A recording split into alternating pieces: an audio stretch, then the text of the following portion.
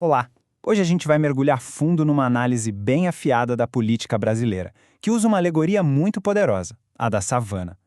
A gente vai se basear nos escritos do Observador do Planalto para tentar entender esse dilema, um dilema entre um rei predador e uma praga que parece incontrolável. Olha, a coisa já começa com essa tese central e bem provocadora, né? Ela já estabelece de cara o conflito que a gente vai explorar. Uma escolha entre dois perigos que são muito, mas muito diferentes. A preferência do autor já fica bem clara desde o início. Então, o autor coloca o cenário político atual não como a briga de ideologias, sabe? Mas como um dilema, quase que zoológico. A escolha, segundo ele, é entre a liderança de um leão e a infestação de uma praga de ratos. Bora conhecer os competidores dessa história. De um lado, o leão. Um predador que dá medo, sim, mas que, segundo o autor, saca que precisa preservar a savana para poder continuar reinando. Do outro lado, os ratos. Uma força que não quer reinar, só quer consumir o sistema por dentro, sem pensar no dia de amanhã. Vamos então analisar primeiro o caso do leão. O que é que define, segundo a fonte, o caráter desse rei da selva política? E olha, o autor não passa pano não. Ele admite logo de cara que o leão tem um custo elevado. Sua Majestade gosta do luxo, dos holofotes internacionais, de todas as regalias do poder. A vaidade e os gastos são colocados aí como fatos, sem discussão.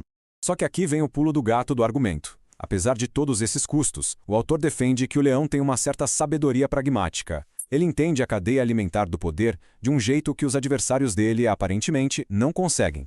E a lógica por trás disso é bem interessante. É um tipo de egoísmo inteligente, se a gente parar para pensar. O leão garante que a base da pirâmide seja alimentada, não por ser bonzinho, mas por pura necessidade. Para ele manter o status e o poder, ele precisa de um reino que funcione para governar. E no fim das contas, a vaidade dele exige uma plateia viva para aplaudir. Certo? Já entendemos o leão. Agora, vamos virar a nossa atenção para o outro lado desse dilema, a infestação dos ratos. O autor identifica eles claramente como o centrão, aquele bloco de partidos que opera na base do interesse próprio e não de uma ideologia. Essa frase aqui resume a visão do autor de um jeito, brutalmente claro. A motivação aqui não é governar, é consumir. A política é vista não como um jeito de construir alguma coisa, mas como um grande banquete para ser devorado. O autor vai detalhando como eles operam, né? O foco é total no orçamento, que é visto como se fosse o último pedaço de queijo do mundo. A lógica é garantir emendas e verbas para benefício próprio, e o objetivo final é sempre priorizar a reeleição da própria ninhada, sem a menor preocupação com o que vai acontecer com o país. Agora aqui tem um ponto que é muito interessante nessa análise. Não é só sobre a corrupção clássica. Tem uma camada nova, uma característica desse roedor da era digital. E essa comparação é simplesmente perfeita para a gente sacar essa mudança de comportamento. O rato de antigamente, diz o autor, era mais discreto. Ele pegava o queijo e sumia. O rato moderno, não.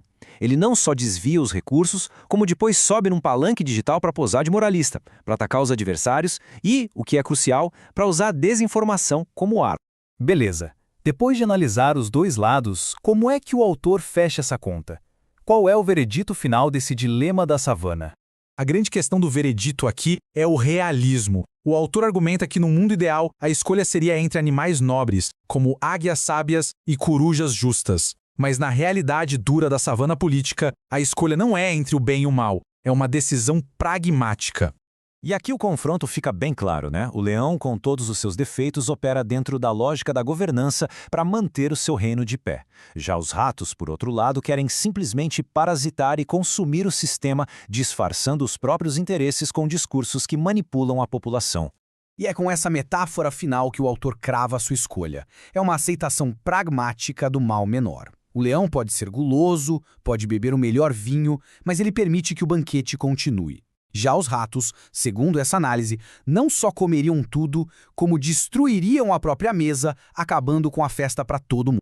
E com isso a gente encerra essa análise. A alegoria do Observador do Planalto acaba deixando no ar uma pergunta bem desconfortável para todo mundo refletir. Na política, será que o destino é sempre ter que escolher entre o mal menor?